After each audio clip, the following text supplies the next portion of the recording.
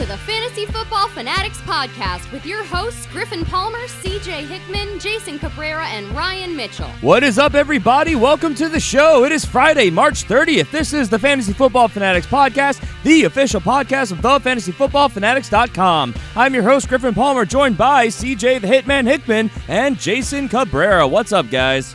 Hey, man. What's going on, guys? Not much, man. How you doing? Had a good week? Doing good. Doing good. So we're going by so far, so good.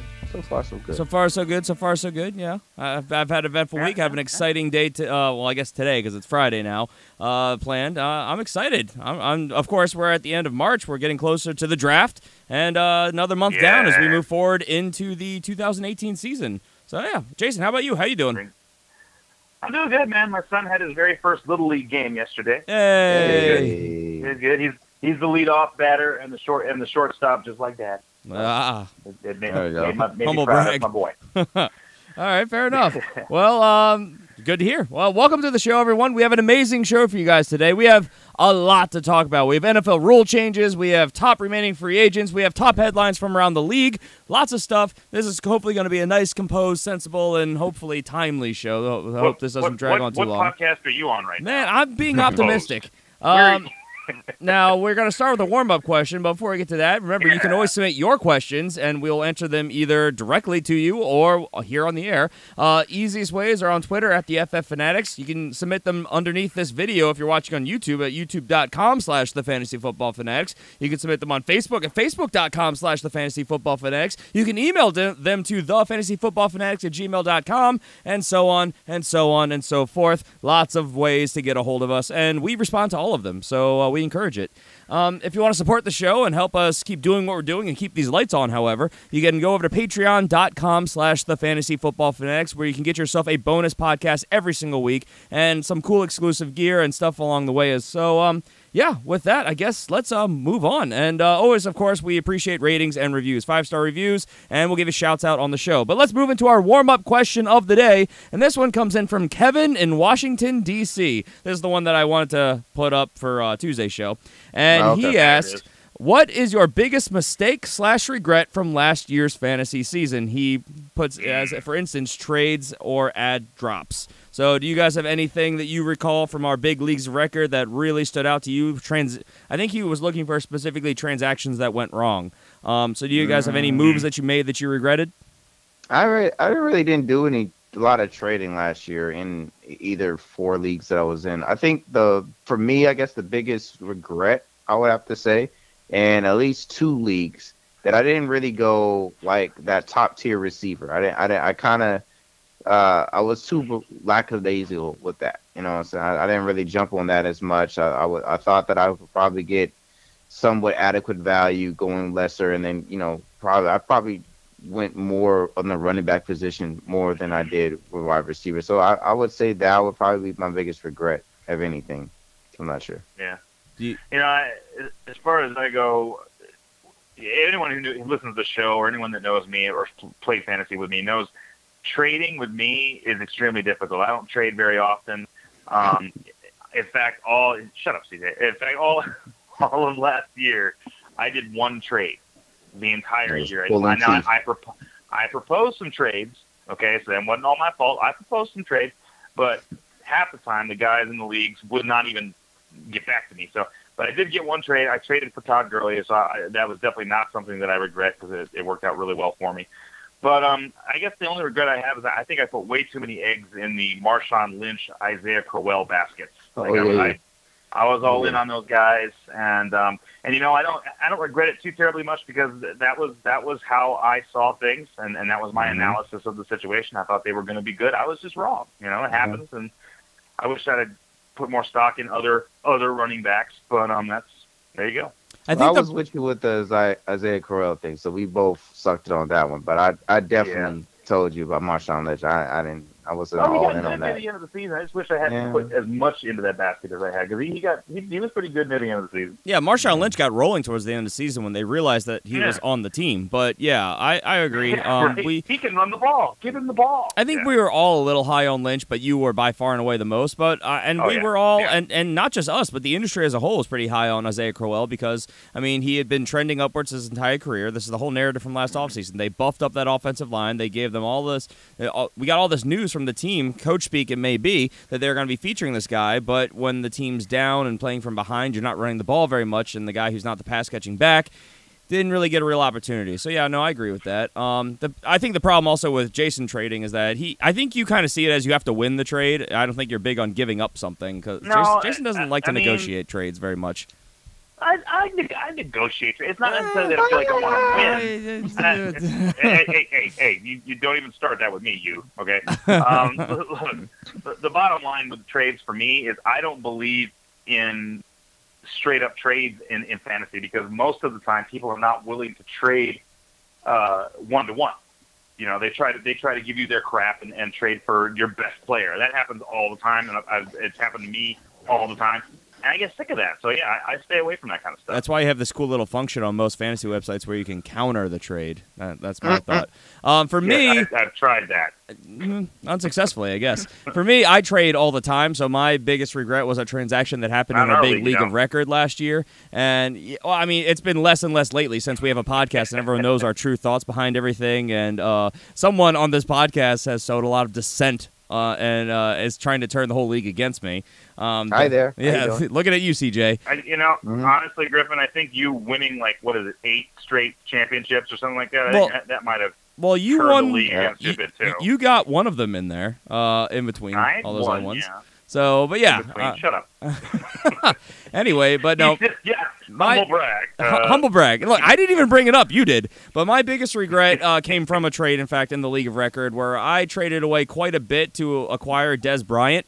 This happened, what was it, week 3 or so? That was when Jordy hurt his hamstring, and he went up for the game. We didn't know how long he was going to be down. He didn't record, I think, a reception that entire game, if I remember correctly. So I tried to pounce on someone who had Des Bryant on their trade chart. This is also the guy in our league who, remember, if we go back to the early weeks of the 2017 season, we were saying when David Johnson went down, Kerwin Williams is the next man up. But all we're hearing is that it's a committee. I wouldn't spend too high on this guy. If you can get him on the cheap, maybe worth a flyer. And this guy in our league, he spent, 90 or 95% of his free agent acquisition budget on Kerwin Williams. And so he had no fab. So to try and acquire Des Bryant, I traded away one of my other top receivers. I mean, he was my third receiver, but he was at the time we speculated he was going to be pretty good. I traded away. I think it was he needed tight end help, so I traded away my top tight end, which honestly was a little bit of a smooth move on my part because it was a guy who I knew just had like a big week, which is why we always try and tell people to trade high, sell high. I sold high on one of my tight ends who I knew was going to probably end the year as my worst tight end, and if I look back at the stats, I was right. I traded away because it's an IDP league. I think it was a linebacker or a defensive back, and I traded away, I think it was like $40 of fab, so it was somewhere around 25% of our free agent budget. And I got Des Bryant, so I gave up quite a bit. But yeah, Des Bryant obviously didn't really pan out. He had a very mediocre year. Nobody really benefited from that trade, because I remember correctly, a lot of those guys, I kind of parted with on the sly. So yeah, that was a regret for me because they were good trading pieces, and I was working on a number of other deals at the time, and that was the one that happened, and obviously, therefore, those assets were gone, and I ended up benching Des Bryant for good portions of the year. So, yep, it was disappointing. I thought you were going to say spending a third of your budget on DeAndre Hopkins. That's what I thought. Oh, actually, that was a win. That was a win for him Well, because DeAndre was doing really good. Sure. Well, that was doing really good. Not for the league though.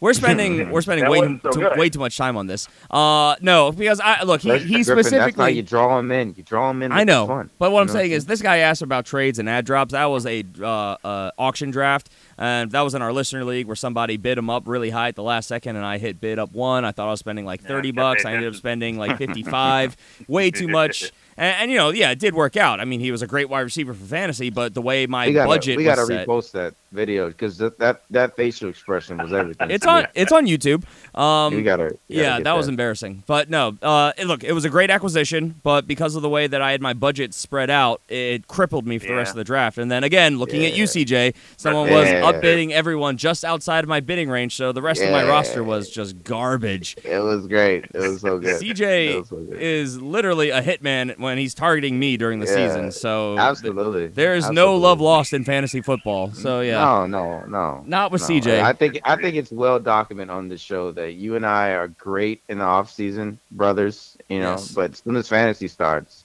if I can just bitter enemies, we go from brothers to enemies. I would. It's such a war. Yeah, it's such a war.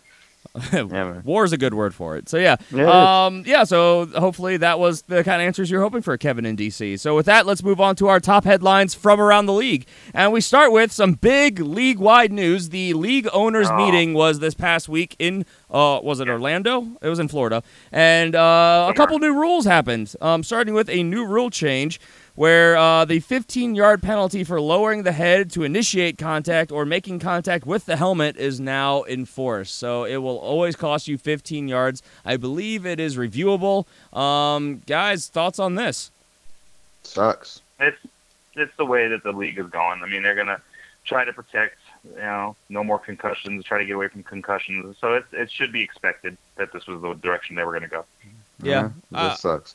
I mean, it's something that they've been trying to kind of make bigger and bigger things because they say the helmet, obviously being a hard piece of armor plating on the player, is a weapon, and they're launching with it, and it's hurting people. So not very surprised about this.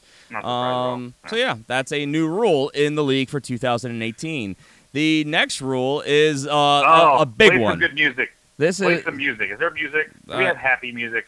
I don't know if you're really happy about this. I'm very happy about this. I'm not. I still think this is going to be an asinine, just mind scrambling thing we're going to still see on Sundays. So it's so much easier now. Come on. No. Tell them what it is, Chris. There's going to be some refs making it so stupid and so dumb. I kind of disagree with Jason. I'm kind of with you, CJ. Yeah, man. It's going to be so dumb. First off, let's talk about it before we get too deep into it. What we're talking about here is the new rule for the revised rule catch. Yes, they fixed it, and I think that it is a good first step towards what it needs to be. They eliminated the survive the ground part of the description of the rule, and they now say that you need to control the ball, establish yourself in bounds, and perform a football move, which is described by being either a third step or a lunging motion.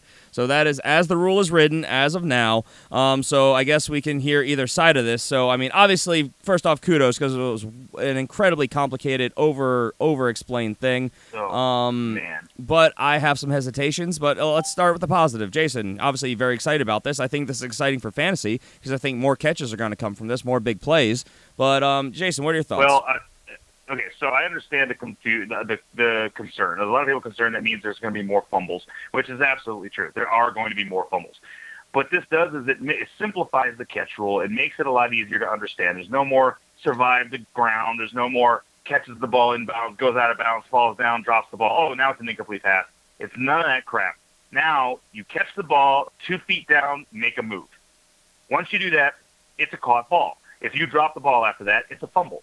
That's it. It's that simple. It's either going to be a fumble or it's going to be a catch, or an incomplete pass if you don't establish that you caught the ball and that you got 2 feet down and made a football move. That's it. I mean, it can't get any simpler than that in the NFL, in my opinion. So I think they did the exact right thing, made it easier to call, made it easier to establish, and it's simple. If you look at a perfect example is Ertz last year. Catch the ball, 2 feet down, lunges for the goal line. That's it. He crossed the goal line, touchdown. When he landed, the ball popped loose in his hands. It's too late. He already crossed the plane. He took an extra step. He lunged with the ball. It's a catch. It's a touchdown. I think this is great. I'm excited about it. See, and like I said, I think it is a good first step. I think more needs to come. I'm going to give my take after CJ, though. So CJ, obviously very contrary to Jason. So why don't you step in I'm here? contrary because first of all, it's just like you were saying earlier. It took like when you go back and I'm looking at people's sources from that people that were there. It took like 45 minutes for them just to explain the simplicity of what should have already been simple, but they complicated it this past season. So okay, you take a step forward in doing this right there, but I still feel like we're gonna still see these dumb plays or dumb calls by refs where they're gonna be like, well, look, we don't deem that being a catch, because now I'm looking at it at the standpoint of all the people that had to go through this foolishness this past season. The Steelers, with their game that they should have beat the Patriots. You got all these plays Jesse we missed James out catch, on. yeah. Jesse James catch. So it's like I'm really annoyed by this because we all knew this, fans and everything. We all knew this, that those were catches, but yet they making these dumb little ticky tack calls and saying that that's not a catch. Okay, so now you're about to fix this. Well, hope you stick with it and don't make it complicated and make overcomplicated going this past season. I hope they stick to this and they go like, look, they get the attention off themselves and get it back on the game, because that was very frustrating. Like the rule? No, I don't like the rule because this should have been the thing for last year. Why is this a rule now? This should have been the case. Well, I mean, look. Do you like the rule change? No, I don't. I don't like the rule change because you're making a rule that should have already been existed. Well, yeah, but you're kind of contradicting yourself like there. The rule change. Yeah. No. You like the. I don't like any of them. But they're dumb. But see, I'm so confused right now. I know the NFL is an evolving thing. It changes every single year. We like you like the rule, but you just wish it was implemented way back when. Because by this rule, the Jesse James catch would have counted. They always point out that Des Bryant catch in the playoffs a couple years ago that would have counted. Things of that nature. That could have stayed the way it is. Yeah, that's just because you're an Eagles fan. But yes, they that's why you're specifically. Not an official. Yeah, they pointed that out. They pointed out a Rob Gronkowski catch. A couple other things. So it's good in all those aspects, which is why I think, again, it's a good first step. My problem with it is simply that when we saw these things happen, it's been so engraved in our minds and we're so programmed to know all these finite details. We knew what a catch was. You could say, oh, well, because of this, it wasn't a catch. It was by rule. Now this puts a whole new element of gray area in there. So I think it's a lot more up to debate, and that's kind of what I don't like about it, because I don't think it's I like that it's simplified, but I don't think it's wordy enough, if that makes sense. So that's kind of my hesitation, because it's going to be very different what is a catch and what isn't, depending on which officiating crew that they have out there. So that's what I'm saying. You won't know. Like if across the board all the officials see it like this way, then I have no problem. You with humans, there's so many variables. There's so many variables with this. That's what I'm saying. There's officials out there that purposely have just so upside down with their calls. Like one team gets all these calls and one team gets maybe like 2 or 3, and other one gets like 9 or 10. So to get now you bring in this back on the refs. And I'm not gonna say it's an easy job to be an official, but there's some stuff that is just so simple. You gotta be smart enough to just see, okay, that's a catch. So why are you making it hard? Why are you making it harder? So your problem is that this new description kind of makes it so that the game is even more in the hands of the refs. As opposed to the players. I don't need that. That's fair. I don't think that's true. I think this takes the game more out of the hands of the refs and into the hands of the players, because the bottom line is feet down, take a step, you caught the ball. If you drop the ball after that, the ref can't call it an incomplete pass. All he can do is keep the play going, because guess what? You fumbled the ball. Yeah. So the bottom line is hold on to the damn football. That's the bottom line. You catch the ball, hold on to it. Don't drop that ball. I agree with both arguments here, and that's kind of why I say, and we have to move on, but I've been saying I think this is a good first step. I need to see I want to see it more kind of laid out and a little bit more specifics put into place. I don't like CJ said, I don't like that they're giving the refs this much officiating on like, oh, okay, that was a catch, because it's, I don't know. Because, like I said, in the past, bottom line is the refs have to decide if it's a catch or not. Every no, I know, time, but in the past, by rule, we knew what a catch was. Now there's this whole gray area, and we'll leave it at that. We have to move on. But that's kind of what it is, and we'll see how it plays out. For the most part, I like this. This is going to help fantasy, because I think more things are going to transfer and transition into catches, and that'll help, obviously, for us. Let's move on. The next rule change is the permission for command center to eject players. So by this new rule, the senior vice president of officiating, Al Riveron, can now order the ejection of players who have been penalized for non-football acts such as punching or fighting. This goes with the lines of how, there's a lot of players on the field, there's a lot of big bodies, things happen outside of the line of sight of the refs on the field. Now the HQ, as it were, will have the ability to radio down to the refs and tell them, hey, that was illegal or that was a violation, and they can have those players ejected. So, guys, thoughts on this? Yeah, I don't care. I mean, to get ejected in the NFL, you gotta darn near kill somebody. I don't know about that. Really, well, come on. How many players got ejected last year? Well, this is what is supposed to help the most number of players ever ejected in the season. But this will help with that. Of players. When players fight, a lot of times the refs don't see what actually happened, and now they'll be able to radio down and tell them what happened and get them kicked. Right. I'm going to say I got to agree with Jason. I think most of the ejections we saw last year were justified. I agree. Believe in Crabtree, that's eject worthy.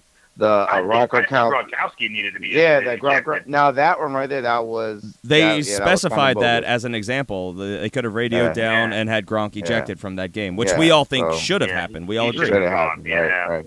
Yep. But outside of that, I think everything else was justified. This is. I guess it's okay. So, once again, you're taken away from the game, though, because you're taking that, going to the HQ, and they're going to be taking time and stuff like that. Well, you know what? There's no place for that. There's no place for punching people and trying to hurt somebody and stuff. It's already dangerous. These guys are already getting hurt as it is. I agree with this rule. I think we should be able to eject somebody from the HQ. Yeah, they also pointed out in the moment type hits, like Mike Evans' blindside hit on Marshawn Lattimore, things of that nature. So that was wild. That was bad. So that was scary. We'll see. I like this move because this will add safety. Yeah.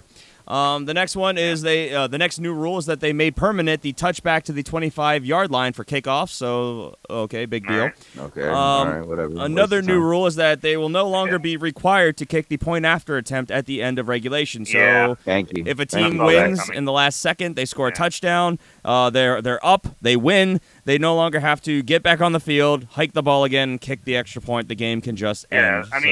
That's like hitting the game winner in a basketball game and then having to shoot a free throw. Yeah, right. Game is stupid. The game's over. Exactly. Yeah, let it go. Please. Game's over. Everybody back on the field. No. I guess it's cool for fantasy if you got that kicker. Yeah, right. Extra point. Yeah. Yeah. So that's a thing. A rule that was tabled for future discussion was the hiring of head coaches who are in the playoffs. So as of right now, of course, teams can't formally interact and try and hire a coach until they are out. They can have meetings if they're like a lot of time you see this if a team is has a bye week, they might have discussions, but they can no longer they can't be officially hired, and as of now that's still the case. This is. I'm either way with that. I'm either way. Yeah, I'm kind of impartial to this one. I guess it's good to know you have a job lined up, but I feel like you should be focusing on the job you have if you're in the playoffs. Yeah, exactly. So I'm okay with this one if it doesn't pass, but we'll see. Another tabled rule was that they still will not allow video on sidelines. So, of course, we see these players that pull out these just massive binders of plays and printouts, and they've got their tablets which have these stills from the plays in the past. That's all allowed, but they can still not allow actual video to be playing of even previous plays, so they can break down what happened. Weird. So that's It's a weird rule. It is interesting. In 2018, you'd feel like that was kind of a natural thing. I feel like that would help the game. Yeah. So we'll see. And then a rule that was withdrawn was a 15-yard penalty for pass interference. They're trying to change pass interference from being a spot foul to a 15-yard penalty, this being for bad offenses that just kind of chuck the ball up and almost hope for a penalty to move the ball down the field. The idea was that it's just 15 yards and it won't make that big of an impact on the game. The rule did not pass. So still a spot foul for a pass interference. So I'm okay with this. I'm all right with that. Yeah, I wish that in fantasy we could start getting points for that, though. Yeah, that's really top player. Really, because nice. Look at John Brown. We talked about John Brown a couple years ago. He had so many more points because he drew so many pass interference calls because he'd blow by guys and then they grab him. And yeah, you should at least get some points for that, in my opinion. I agree. All right, so with that, let's move on, and we'll move to the quarterback position, and we'll start with more reports that Indianapolis Colts quarterback Andrew Luck has reportedly started throwing yet again. We heard he was doing light workouts. Now we hear that he is throwing. Good news for Andrew Luck, a guy who you're probably going to be able to get later in drafts because people are going to be pretty wait and see on this guy. So, I mean, I have to assume this is good news as long as there's no setbacks. Agreed? I agree, especially if you're an Andrew Luck guy, or you're a truther of him. Yeah. I mean, he's got Alan Hearns now, and Eric Ebron. The sky's the limit for this guy. Alan Hearns is a Dallas guy. Oh, crap. What am I saying? Who did they sign? They signed somebody. Alan Hearns. You're talking about the guy that you rescinded the contract. It was another team. Brian Grant? Yeah. Grant, yeah. Oh man, I'm dumb. You talking about that guy that you got all that heat? You were like, well, you know what? This is probably a bad idea. That was the one I was thinking. Yeah, he's got a cut on his foot. Yeah. Hey! Ryan Grant was once offered a massive mega contract. He's clearly worth it. So yeah, sky's the limit for Andrew Luck. Whatever. Yeah. I had blue uniforms in my head. I got them mixed up. That's my fault. Yeah. Thank you for catching me and calling me on that. Now I look stupid. The Houston Texans head coach Bill O'Brien has said that quarterback Deshaun Watson is ahead of schedule. So this is confirming many reports that we've been hearing coming back from an ACL injury. So, I mean, he's going ridiculously high in drafts right now. I think I last saw he was going as the 4th quarterback off the board. Well deserved, man. They got a sweet schedule, too. Okay, I'll put it to you this way. Beware the sophomore slump. And the fact that we saw this amazing breakout of his over about a 4 or 5 week span. So I'm not sold on Watson. I obviously very high ceiling. But okay, CJ, since you're ridiculously high on him, would you get him in the 4th round? Absolutely. I look at the schedule and then just the sample size of points we got from this man. Absolutely, he's worth it. I mean, you take him in the 4th round? I will take him with my 4th pick. In the 4th round, I meant to say. I will take him in the 4th round in a heartbeat and don't even bark at it. Thank you. Thank you for doing that and pushing other players further down to me. Hey, I appreciate you're that. very welcome. I will take those points. When was the last time that you drafted a quarterback in the 4th round, CJ? Hey, 2018. The last time. I guess there's so he never has, and he's losing his mind.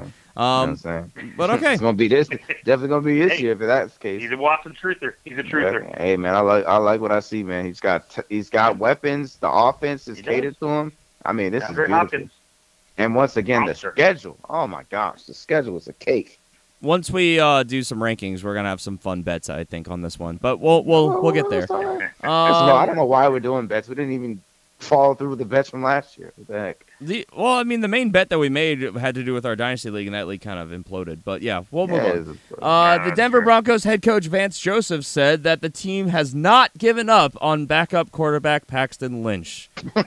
Guys, thoughts on Paxton Lynch? Well, we won't let it play, but we haven't given up on him. You know what? Something about that Devontae Adams. I just feel like this is his year.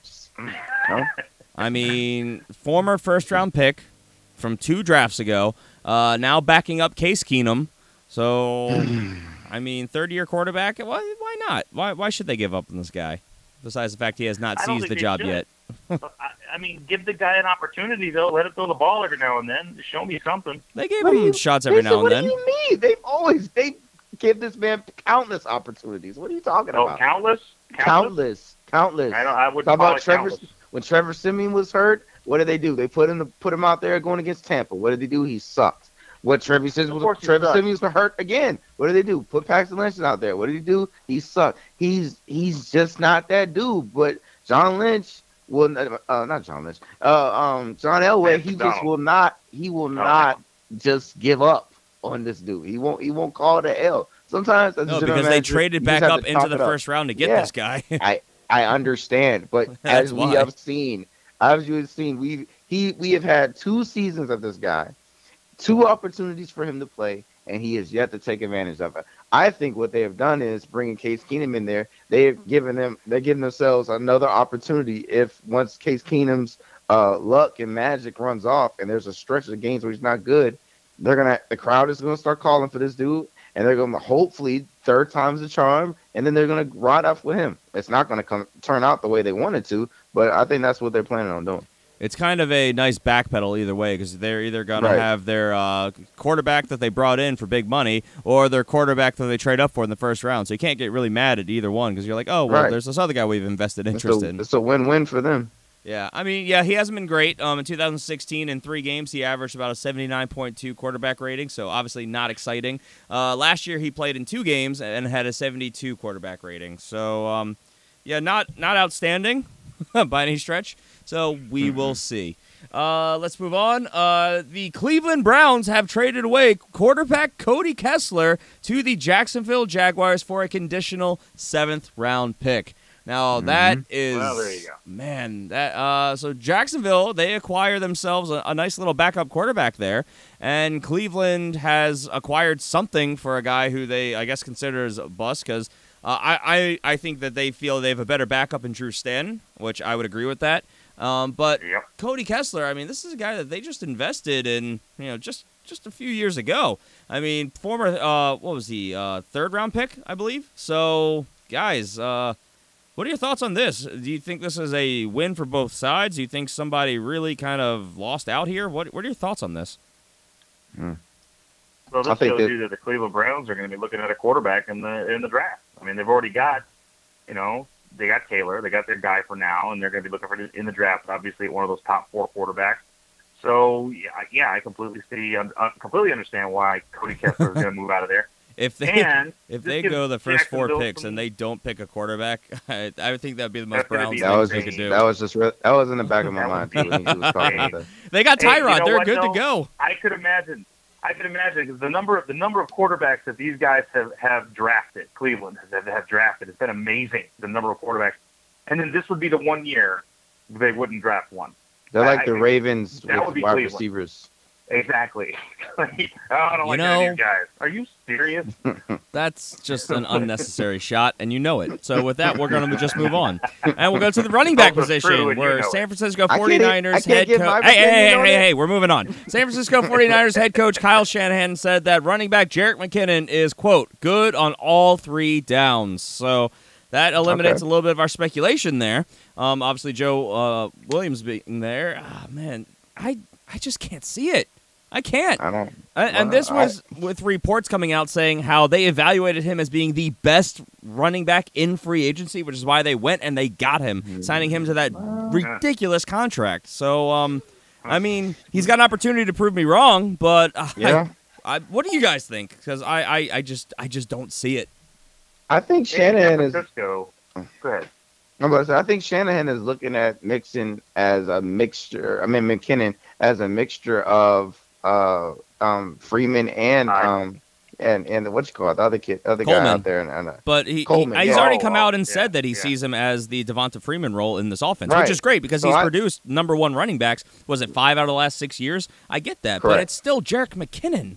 Yeah, I understand. But listen, when we look at him, we can't look at him at what he's been doing in Minnesota. I feel like that's what everybody's hung up is. It's like, look, we've seen what he's been 3-4 seasons with them with Minnesota. I think it was 3 seasons. At most it was 3. I think it was at most 3. I'll verify. Yeah, so you seen that. So people already got it in their mind, like, oh, okay, we're getting this. Like, what is going on? What is San Francisco thinking? Well, listen, you got to look at Shanahan's offense. He needs that. It was 4. Dual he was drafted threat. in 2014.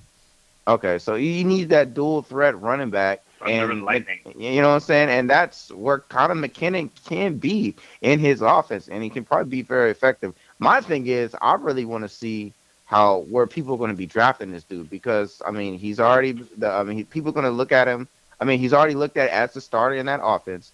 But do you believe in Shanahan's system with running backs enough where he's drafted, 3rd, maybe the latest 4th round?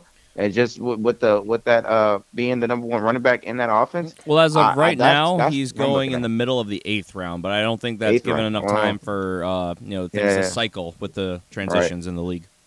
That's what I'm gonna be looking at. I'm interested to see because I do like it. I think it's gonna be low key a nice little pick, but I'm not gonna. He's not for me. He's not. I'm not picking him up in the first 5 rounds. Look, if anyone can make it work, I agree. It's Kyle Shanahan, but I We'll see. We will see. I can't say much more than that. He's flashed at times, but as a whole, he's been a big letdown in every starting opportunity he's been given. Jason, do you have any contrarian thoughts or anything to add? No, not really. It's going to come down to, do they believe in Joe Williams? Do they believe in this guy? I think they're just going to go with a hot hand. Yeah, pretty much. I just think this is coach speak right now because Joe Williams is a guy who we've been banging the table on because we've been hearing how they bang the table for him. That contract is not coach speak, man. Yeah, I mean, that's the thing. No, I agree. You had an argument about that with Deion Lewis last week. I stand by it. And I think you do have to follow the money, and I think Jerick McKinnon's going to get the starting job, and I think that no matter what, he's going to get starting rotations. But, I mean, I think a big amount of his contract is in this first year. Actually, let me look that up. I want to see just how long of an investment they made on this guy. I know the years on the contract, but, you know, with guaranteed money, dead money, how it's structured. Let me see. He is currently... Let's see if this is updated. So, yeah, wow. It's amazing radio. They can cut him after this year. It's basically a one-year deal. Yep.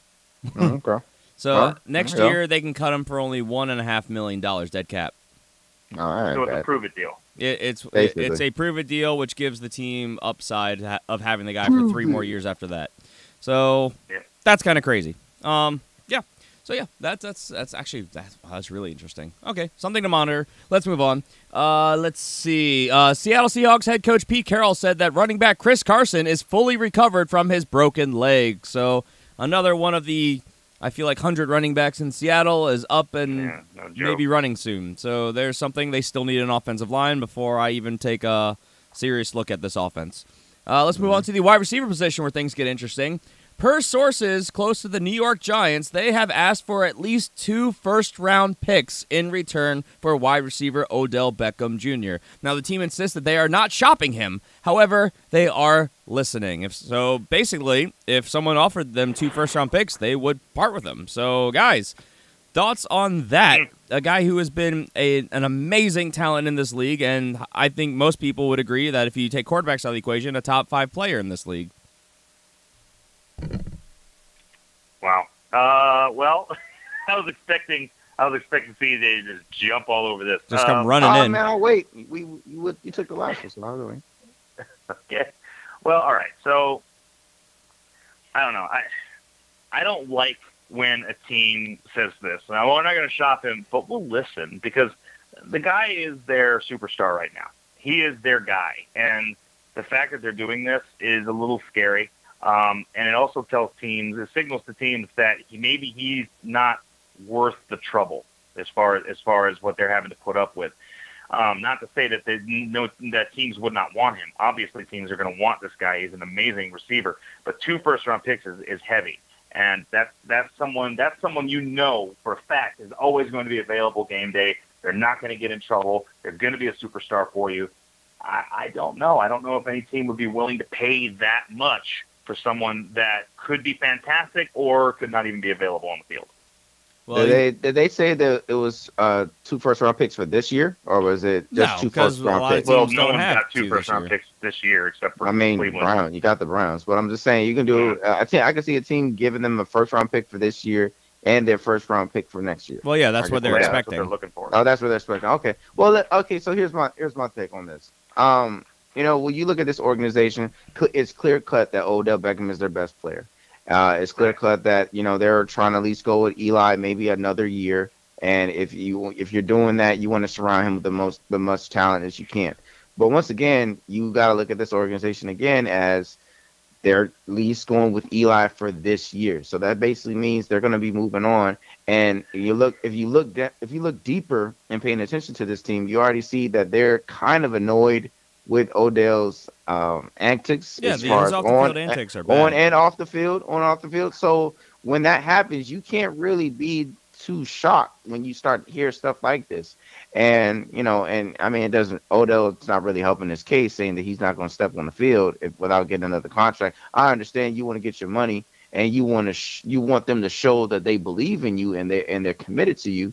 But I mean, at the end of the day, we all know NFL, they're gonna, stick up for themselves. They're gonna do what's best for them. And the best scenario for me, when I'm looking at it, is stock up on picks. Right now you're not solid and committing to Odell, and you're not sold on the Eli wagon. So you just do what you can do to get past this year. You're most likely going to get a quarterback, and then get what you can get for Odell Beckham, and you can start to replenish your team, because that's what this team needs. It needs to replenish on the offensive line. It needs to replenish on weapons for the offense, as far as getting another wide receiver and running back. Those, you can't do all those in one season. So you're going to need a couple seasons to do that, and the more picks you have, the better your team is going to be. Well, yeah, obviously, but bottom line, I don't think any team is going to really want to spend that much on him. I mean, yeah, great talent. Yeah. It could be happening. High price tag. We've been hearing that the Rams, of course, are the team that he's been linked to. Yeah. Like, oh my God, go get him! It's perfect. This is what you need to take that number one offense to the next level. Blah blah blah. But I mean, I'm kind of at the point where I wouldn't be surprised if it happened, but I would also be surprised if it happened. So I really don't know what's going to happen. You'd be surprised. Yeah. As long if he. Yeah, basically. That's probably the easiest way to put it. Do it. Hey, what if the Ravens do it? They're not going to. There you go. Ozzy finally hits one. Of course, he's already a proven player, but he's like, hey, look, I finally got one. No, for starters, stop targeting my Ravens just because I'm here. Second off, they're not going to do it because my team doesn't do stuff like that, the Ravens. Third off, it wouldn't be Ozzy hitting anything because, like you said, it's a proven player. He's good at getting free agent talent. He's not good at drafting wide receiver talent. So, yeah. All right, let's move on. Where were we? Yahoo Sports' Jordan Schultz, he stated that he anticipates that the Dallas Cowboys are going to release Dez Bryant after the draft. He basically, I think, I have to find the exact quote, but he said it's a matter of when. After the draft. Why after the draft? Why because of the way it hits draft? the cap if they cut him after June 1st. So okay. It looks like he is an insider, and he's openly saying that this is going to happen. So guys, that's the one team that I could see doing this Odell Beckham move because of who we're talking about as far as the owner is. That's just disgusting. Transitioning. I can see it happening. No. Listen, they got to sign a new got to sign Odell to a new contract. They don't have money, but if they do, I don't think so. I don't think the Giants is going to wait till after the draft to do something like this. It will have to be either prior to the draft or draft day. I don't see that being the case. Yeah. I just don't think that, kind of like Caesar was saying, I don't think they have Odell Beckham Jr. money available to them to sign. You're going to have to.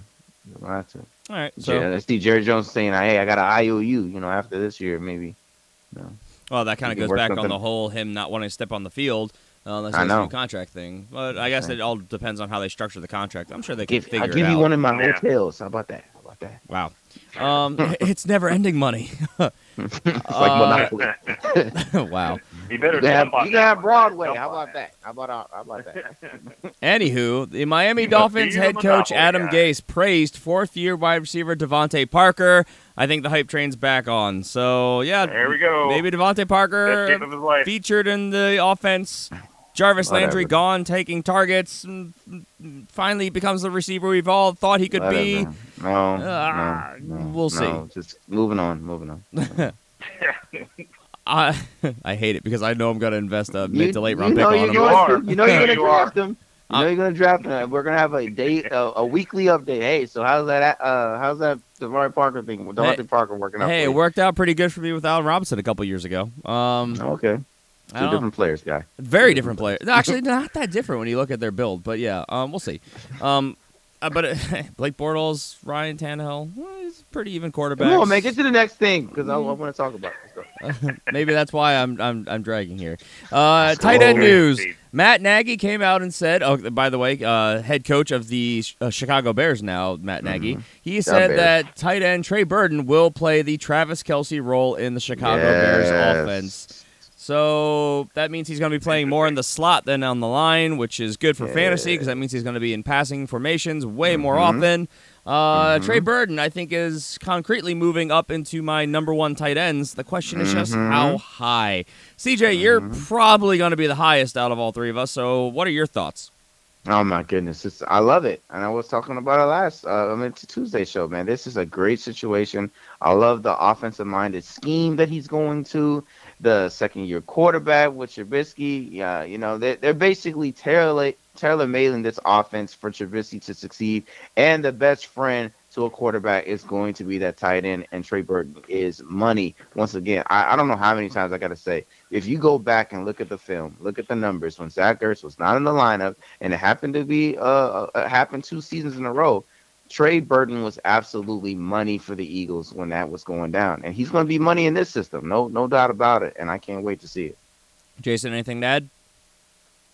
I completely agree. I'm becoming a Trey Burton fan watching this guy play. I've been watching tape on him recently, and he's the truth. I'm expecting big things out of Trubisky this year, big things out of the Chicago offense, and Trey Burton's going to be a big part of that, I think. So I like him. I agree with you, Griffin. I think he's moving up into my top tier of tight ends. This is one of the worst parts about doing a fantasy podcast that you know that everyone in your leagues listens to, because this is one of those guys that I was just hoping to be able to snipe late in drafts, but I feel like that all this talking up of him, and not just us, but other shows around the industry are going to be talking this guy up so much, he's going to go well outside of my price range. So, man, I would never let you be able to trade. I'm in plenty of leagues you're not in, CJ. That's true. So, all right. Let me ask you a question, Griffin. Do you think the guy that drafted 6 quarterbacks is listening to this? we had two of those guys. Right? I know for a fact that at least one of them is. If they're listening, I just want to say, good job, guys. I think you should do that this year. I think that's a like great I said, idea. I know for a fact one of them listens. I know that both of them were taking the approach that we'll just pick up all the quarterbacks and they'll have to trade. But the quarterback is the worst position to hoard players in. That was such a great move. I think that was very savvy, and you should do that again. No, but again, I can't wait till we get that episode when we talk about things to look forward to, things to prepare for leagues. Bring newbies into your leagues because you'll get that's always a fun like show to happen. Yeah, because that's always entertaining. Yeah, but like I was saying, quarterback's the worst position to do that for because there's only one starter. You only need one, so it's dumb. Yeah. Backfired for both of them. They both did not do well in the league this year. This is our league of record, which I know no one cares about, so we'll move on. Last bit of tight end news. Unrestricted free agent tight end Benjamin Watson has agreed to a 1-year deal with the New Orleans Saints. He is back in New Orleans. He is back with Drew Brees. Guys, is this anything worth getting overly excited about? Late round tight end. 4,000-year-old tight end. Pick up from the waiver wire. He can win you a couple weeks, maybe. Sure. A 4,000-year-old tight end. I didn't say that. That was Chase. They got hieroglyphics of him catching the ball on the pyramids. That's wow. Him and Antonio Gates both just that's a lot. That's a lot. I'll put it to you this way: he's 37 years old playing tight end in the league. So it's impressive. I'll give him that. Yeah. So I mean, he's slated right now as their starting tight end. So I'll also put that out there. He has an upgraded quarterback. Coming from the Ravens. That's system, true. So. Stop Who's even older than talking trash about my Ravens. All right. So with that, it's just so much fun listening to this right now. I know, but we have 13 minutes left to get through our topic of the day. So let's go. We never get through there in an hour ago. I'm trying to. Our topic of the day. We have our top remaining free agents. So we went and picked the top 3 guys based on various lists of remaining free agents that are fantasy relevant for discussion here today. So we're going by position. Quarterback, running back, wide receiver, tight end, fantasy relevant, and we'll start the quarterback position. And it's a little thin. It's a little sparse out there for quarterbacks, especially knowing how this is going to be a quarterback-heavy draft. So every quarterback that's really worth owning is pretty much picked up at this point. Obviously, the front runner, the guy who I think, and most would agree, would make an amazing backup in this league, Colin Kaepernick. But I don't expect him to sign anywhere because he's got the whole legal debate going on with the league with the whole collusion scandal. And, I don't think anyone's touching him. So I would go ahead and assume that this top remaining free agent is going to remain a free agent. I think we all agree. Pretty good. Yeah, pretty much. Hopefully it changes, but yeah. I just don't see anyone taking the shot on him, unfortunately for him. Because, I mean, he deserves it. And he would be a very good backup in this league. I don't like him as a starter, but I think he's a great backup. Next one, Jay Cutler, obviously of Miami last year. I think he's retiring again, so I don't think that this is going to be a thing. So, again, I think he's going to remain a free agent. Do we all agree? Yeah, pretty much.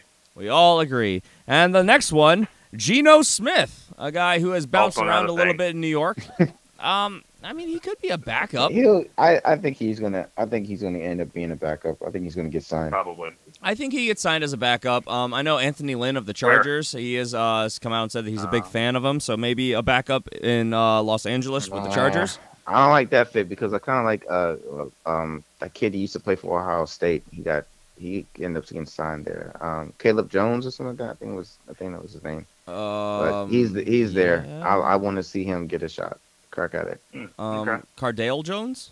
Yeah, that one. Yeah. Oh, yeah. I like he's that there. kid. Yeah, he's there. I like Cardale He's Jones. there. All right. Big arm. Drafted by the Bills, though, wasn't he? And then got traded there? Yeah, he got drafted by the Bills and then either got traded or released, and he ended up signing. He got traded, I'm pretty sure. I'd have to go back and look. But, yeah. Geno Smith, maybe another backup, at least a camp arm. I mean, as of right now, I think those are the only two quarterbacks in Los Angeles with the Chargers. So, we'll see. That was quick and easy. Let's go to where it's going to actually start getting interesting, the running back position. And the top running back available on free agency. I'm just waiting for CJ here. DeMarco Murray. Boom. Guys, DeMarco Murray, free agent. What are your thoughts on this? Where do you think he might go? Stay out Eagles, of the league. maybe? Eagles? That would be a great fit for the Eagles. Going back to the Eagles, right? New regime, new offense. It might use him properly. No, we don't need that. We're okay. We're okay. I would love to see it just because I want to see CJ so conflicted. Every time DeMarco Murray touches the ball and gains yardage, he's going to feel horrible and great at the same time. CJ, did you have any level of this hate for him when he was an Eagle? Yes. I did not like it at all. The way Chip Kelly was using him was so dumb, and he made me even like Ryan Matthews more than Ryan. And I was more confused when Ryan Matthews got signed by the Eagles. But I was loving him because he was a lot better than what I got out of DeMarco Murray, and the money was a lot better too. But listen, as much as it pains me to say this, I believe DeMarco Murray will be getting signed by somebody. I thought he was going to end up signing by the Lions, but they end up going the route of LeGarrette Blount. So now you got to start looking for those teams that need that big body. They got a gadget type player, but they need a big body back. And then you can probably start looking towards him filling that role. He might join Miami. I know they picked up Frank Gore, but as much as they don't believe in Kenyon Drake, they might even put him in the mix. See, for what me, about New York, the Giants. Excuse me. Giants could fit. They already got Stewart though. Yeah, they did. That's he's right. A three That's down back. I was kind of thinking either Washington, Detroit, like you said, Tampa Bay. If they don't get anything else there, those are all kind of fits that stood out to me. Tampa. Yeah, that makes more sense. I mean, I actually like. I mean, we're gonna get to the other guy, but I like Rawls in Tampa, to be honest. Do you? Yeah, I think he's built same as Doug Martin, and you got a little more successful seasons with Rawls than you do with Martin. So I can see that happening. What about in Carolina? They need a bigger back there because they got two gadget players in McCaffrey and Fonzie Whitaker. So right. that could work. That could work. So potential landing spots for DeMarco Murray, a guy who I still think has something left in the tank if he can stay healthy. Next guy, a superstar of fantasy years past, Jamal Charles, previously with the Denver Broncos. Guys, do you think we see Jamal Charles back in the league this year? It's gonna be tough. Yeah, it's gonna be tough though. I think we see him. I don't know if we see him in an expanded role, but at least as a backup. I mean, he's still a very talented running back, and could fill a position somewhere. I don't see him carrying the load for anybody, but definitely as a backup. He's always been a home run hitter, though. Low volume, incredibly high efficiency. So I don't know at his age, and I don't know if he's got the explosion to still do that. He definitely doesn't have the durability. He hasn't played a full season since 2012.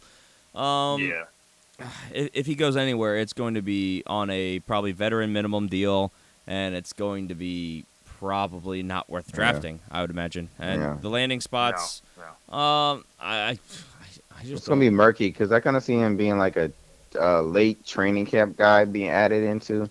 I can see that being the thing. So it's going to be murky where he goes. Yeah, I'm trying to think where would be even a good fit for him, honestly, because a place that doesn't need necessarily a first, second down back, but needs a home run hitter. I mean, I look at Washington again, who really needs that explosiveness. But they kind of have that in Christian Thompson. Yeah, So, Christian Thompson. That's what I'm saying. I don't think that'd be anything. The Could go to Browns? Buffalo, they could use him as a backup. No, not the Browns. I mean, they've got. They have Carlos Hyde there now. Yeah, that's true. Yeah. Carlos Hyde. Was it Doug? Duke Johnson. No, Duke Johnson. Duke Johnson. Not Yeah. Doug Johnson. Duke Johnson. Yeah. Duke Johnson. I don't know if I see a good landing spot for him. Maybe another cheaper option in Houston if they end up parting ways with Lamar Miller. I don't know. Could be. I can actually see that, to be honest. Yeah, that's one of the ones If that they do kind go of makes that route. sense. We'll see. Jacksonville, yeah, they could. They have Yeldon there still, don't they? Mm-hmm. They do. Yep. Which is not a home run hitter, but I mean a pass catching back. So No. yeah, they could maybe bring him in and get rid of Corey Grant. So it's possible.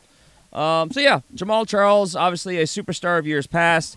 Father time's kind of catching up to him. He's 31. He's going to be 32 by the end of the year, and again, injuries. Hasn't played a full season since 2012. Has only played 3 full seasons in his entire career, so not a good selling point. Rough. So we'll see. Nope. And then Thomas Rawls of the Seattle Seahawks. Speaking of injured all the time. Yeah. So again, this is kind of a north-south runner. CJ, you like him with the Bucks, so tell me about that. That's what I'm saying. I like him with the Bucks. I think if they don't get a shot to get one of these big guys, like, I don't think they're going to get a shot at Barkley, even though I would love that if he did go there. Darius Geis, but maybe? yeah, Darius Geis. But I've been seeing him fall low, and if they don't get that kid out of what's the other kid out of, what is it? Is it Georgia or Jason? Is it Georgia or that one from Florida State? I can't remember who you're talking about. Hold on, yeah, check. it's one. Go ahead, It's two other guys that if they don't go that route, I can see him coming in there, being that veteran back, and still being good. Or even if they don't want to go that route and they like the guys that they already have, and they just want to bring in a veteran body, I can see Thomas Rawls being there and getting another opportunity to breathe life on his career, get a fresh start, and I think the Buccaneers, I think we're going to really see who they are. Like I said, I called last year a mulligan, and we're probably going to see what the real Tampa Bay Buccaneers are all about this year. You were talking about Sony Mitchell? Or Sony Michel? Michael? Yeah, Sony Michel. I'm sorry, Sony Michel. Michelle, thank you. Yeah, I was going to say, I have him projected to go number 2, personally. Really? Sony Michel? Not number 2 overall, but it's the number 2 running back. Running back. Oh, okay. I'm about to say, man, I don't know about that. Look Darius at Geis you. is a- Yeah, no. Dropping bombs. He's not going to the Giants, I don't think. I'm about to say. Yeah. I would love that for the Giants too. Yeah. The trolling they would get. Oh my god. Yeah, that'd be crazy. And then I have Darius Geis at 3, and was it Nick Chubb at 4? I think I had Nick Chubb at 4. But yeah, we haven't obviously gotten to our draft breakdown yet. That's going to be a couple of weeks in the future still. But yeah, so Thomas Rawls, though, back to him. He's going to be a camp body to me. I don't see him getting a very good job anywhere. Could be. True. So we'll see. Next, wait, that was the end of the running backs. Hey, moving on to the wide receivers. We have Jordan Matthews, formerly of the Eagles and the Bills, slot receiver. Guys, what do you think happens with Jordan Matthews? He's been really kind of this guy who's had high expectations his whole career and's never really lived up to them. So, I mean, I guess we have to first off look out and say who needs a slot receiver. I'm going to say, Miami's one, but I like him, and Jason, let me know. I like him with the Cardinals. I know we talked about this before. You got Sam Bradford there, bringing a wide receiver he already has familiarity with. You saw the production with him and Sam Bradford before. Great numbers. If he stays healthy, good in the slot. I would like his game. If his game could go brought out some more and be able to play that outside and be more aggressive out there and productive, I would like that even more. But I like him, to be honest, with the Cardinals. Well, there's two major problems with that. First off, he's not going to be able to play outside. He's just not. I don't think he's got it in him. I don't think he has the ability to do that. And that pretty much says that he won't be a Cardinal because we've already got one of the better slot receivers in the league in Larry Fitzgerald. So as much as I wouldn't mind, I mean, I like Jordan Matthews. I think he's got a lot of upside. He's a very good slot receiver. But we've already got a starting slot receiver, and to get him over, it would probably take more money than we'd want to pay someone who's going to be a backup. Yeah, I've been hearing a couple teams for this one. Actually, Cardinals have been the top one that I've seen linked. But yeah, I just don't know because he'd be playing the same role as Fitzgerald. Which I mean, hey, inside slot guys, they could do 2 slot guys, and those are high percentage throws. Which you've got an incredibly accurate quarterback. It's possible. And then, like you said, there's already rapport and experience there with personnel. We'll see. The Seahawks are an interesting one as well to me. I've heard the Jets as yet another weapon they might bring in there because they've been signing basically every one of these number 2 type guys that they can find. And they could probably use some help in the slot with some outside potential. I've heard some rumors of him possibly going in and helping with the wide receiver core in Washington.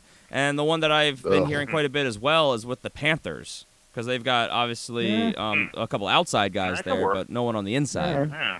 So that could work real well, actually. Yeah, I don't mind. Because Devin Funches, Curtis Samuel, he's still there, right? Mm-hmm. Yeah. Curtis Curtis Samuel is the one that I think they currently have penciled into the slot. But I think Jordan Matthews would supplant him. And Torrey Smith, obviously, on the outside as well. So, yeah, I mean, I could see it. We'll see how it all plays out. But, yeah, Jordan Matthews, guys. Next guy on our list. Eric Decker. Guys, does Eric Decker get another job at this point in his career? I would say yes.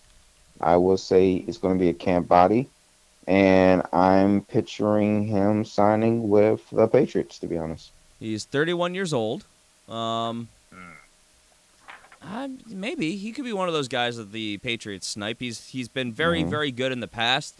And, I mean, hey, why not? He flashed pretty consistently with Peyton Manning with the Broncos. He was okay with the Jets. He had a good year there with the Titans. I mean, good. Good's a stretch of a word. I wouldn't say good, maybe. But, yeah, oh, no, I'm thinking of that 2015 season with the Jets. Never mind. He didn't have a good year with the Titans. He was only there for 1 year. I was thinking he was there for 2. So, yeah. Yeah, Eric Decker, a lot of upside. 31, so he's old but not ancient. 6'3". I could see that being one of the things that one of the kind of players that Baltimore looks at. I could totally see them looking at a player like him. It's very Baltimore Ravens episode. This is very a Baltimore Ravens episode, yeah. No, I'm serious. I could totally see that because he's not going to be horribly expensive. He does have upside. He's got a lot of experience. I could see them trying to bring him in. It's like the dream team all over again. You know what? I actually don't hate it. There you go. I've been hearing, though, the most of the potential reuniting with the Broncos because they're looking for a number 3 receiver, obviously, to kind of round out their offense because their entire offense funnels through 2 guys. Yeah, he spent 4 years there with Peyton Manning. So, I mean, he could go back home to Denver. Sure. I don't mind him in Baltimore. Seattle needs a lot of help in the red zone as well. I've heard some rumors about the Raiders, but I don't like it. I don't see the fit. I don't think they've got too many mouths to feed as it is. Yeah, I don't know. Those are potential landing spots. Some other spots that I've heard are kind of the ones that we've been saying a lot, the Panthers and the Redskins, but I don't like the fit in either one of those spots either. So we'll see. I hadn't really thought about Baltimore. We could use another big body receiver. I don't know if we'd. I don't know if he's got enough upside to be worth more than a 1 or 2 year deal, though. Really, wherever he goes. Yeah. So we'll see. Next guy. This guy. Speaking of Baltimore. Okay, do we have to talk about this guy?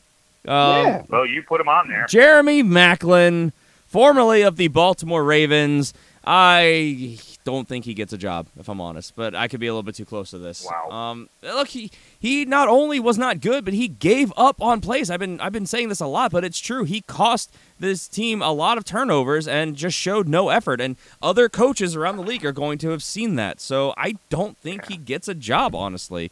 If he does, it's going to be absolute minimum. It's going to be a last-second emergency fill-in type signing, and it's going to be for a very minimal contract. That's my take. What do you guys think? Well, I mean, before the Eagles made that move to pick up Mike Wallace, I thought that he would most likely come there and get reunited with that team. But yeah, like I'm saying right now, these last couple of seasons have not been good. Injuries, effort, all those things like that, and coaches see it, and it's on tape. So it's gonna have to be a coach and training camp body that is want to take a chance on him. And right now, the way the game is going, you got these younger players out there. You still got good, not good, but you still got names that we were talking about, Eric Decker and Jordan Matthews. Other players like this that coaches are probably a lot more, smile a lot more towards them versus Matthews I'm not Matthews, Macklin. These last couple of years have been being injured. So yeah, I don't know. But I do think he'll get signed around training camp to me. Yeah, he'll be a training camp signing. He'll be an extra body for somebody that gets injured or something like that. He'll end up on a team as the third or fourth option. Okay. Okay. We'll see. Okay. Let's go to the tight end position. Baltimore again. This should be pretty fast. Julius Thomas. Actually, you know what? I wouldn't mind, but he's very injury prone. Formerly of the Dolphins. In an incredibly limited role. He's still a big pass catching tight end. It's I don't know. No. Do we see? Not a thing. No, it's not. We don't see. I got my shades on. No. He's gonna get a shot somewhere. I think he'll get minimum, and teams are gonna protect themselves against injuries and stuff like that. But I think he'll be a backup somewhere. Mm-mm. I disagree. I mean, I think if he signs somewhere, it's going to absolutely be as a probably a very incentive-heavy contract, like you said, to protect themselves. I've been hearing Atlanta and Oakland and maybe New England as possible landing spots for him. Wow. I wouldn't mind him in Baltimore. I remember hearing stuff about Green Bay before they signed Jimmy Graham, so I'd have to assume that they're not in the market anymore. Wow, probably not. CJ. All of these offenses, wow. Why would you bring him in there? Why? Wow. What about Jacksonville? They Wow. already brought in two other tight ends. Maybe they'll bring in another one. No. Maybe he goes into Seattle and replaces Jimmy Graham. Oh, my God. These are all terrible options. They're not terrible options for Jimmy They just signed Julius Ed Thomas. Dixon. Why would they bring him in there? Because they want to add depth. No. Move on. This is dumb. He's not a thing. CJ, when he starts to hate a player, it's pretty He's much not a a thing. thing. He's not a thing at all. Yeah, it's starting to really look like Peyton Manning made Julius Thomas. So, yes. I don't think anyone would argue that point, but you thought he might be able to stand on his own, and he's not really done a great job of that. These next two guys, I think we can do rapid fire because we're already well over an hour. Antonio Gates, I think he's done. I think he's going to be retired. Agreed? Hopefully. Unnecessary. He's a future Hall of Famer. I'm just saying, we all know we want Hunter Henry to shine if Antonio Gates goes back. So unfortunate for fantasy, not for him. Yeah. Okay. Unfortunate if he does. Whatever way you want to look at it. I know what you mean. All right. Away. And Jason, thoughts? Yes? No? Maybe? On Ben Watson's dad? No, I'm good. I'm good with him going ahead and retiring. Ben Watson's dad. They're like the same age. Come on. And then Mercedes Lewis, formerly of the Jags. He's not really been much of anything. I mean, obviously he's had a good game here or there, but as a whole, he's not been much of a fantasy asset. I don't know if he signs a contract. I haven't been hearing any potential landing spots for this guy. Have you guys? Cardinals? I actually heard the Cardinals too. If we don't re-sign Troy Nicholas, I was hearing they were looking at him. Mm-hmm. I could actually see that. Boom. Maybe. Called it. And I just threw it out there. I just threw a name out there. Look at me. Sometimes that's what you got to do, kids. Just throw it out there. Hope it sticks. Wow. Anyway. Moving on. Probably not the best way to go through life and, maybe exams and things of that nature. But, yeah, we'll see. All right, so, yeah, that's going to do it for us today. Wow, that was a lot of stuff to get through today. Please make sure you guys tune in on Tuesday when we'll be starting to talk our early consensus rankings. We will be starting at the quarterback position. We're doing our early rankings pre the draft, and then we'll get updated rankings closer to draft season. This should be fun. Remember, you guys can support the show on Patreon. Make sure you like, subscribe wherever you're listening, whether it's the Apple Podcast app, also known as iTunes, Google Play, here on YouTube if you're listening or watching on the video. And really anywhere. We're all over the place now. You guys can also rate, review. That helps us out a lot. You can find these rankings as they are finalized on thefantasyfootballfanatics.com. Not too far down the line as well. You can follow us on Twitter at the FF Fanatics, or individually, I'm at GPalmerFFF. CJ is at CJ Hickman89, and Jason is at Jason Cabrera13. And guys, we have been requested to bring back an old faithful thing that kind of died off last year, the post show. So, Really? Yeah, we have. People have been asking where'd the post show go. So Seriously? I figured that Wow. we would be, we might record a post show, and we could simply do a catching up with the guys thing, because we haven't. I'm shocked. The whole point of the post show was so that everybody could get to know us outside of fantasy, and so yeah, there's that. And that can only be found on YouTube at youtube.com/thefantasyfootballfanatics. So with that, I guess we're out of here. Any parting thoughts, guys?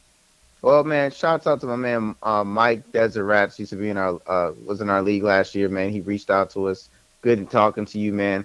And then YT, you suck. Just want to put it like that. And you're on my list. Dang. Reference that. Wow. Okay. It's an inside reference. Yep. Inside reference. I got it. All right, we're out of here, everyone. Take care. Have a great weekend. We will see you on Tuesday with rankings. Get excited. Bye. Censor me, dude. Huh? Take off shows? Coming for you, YT.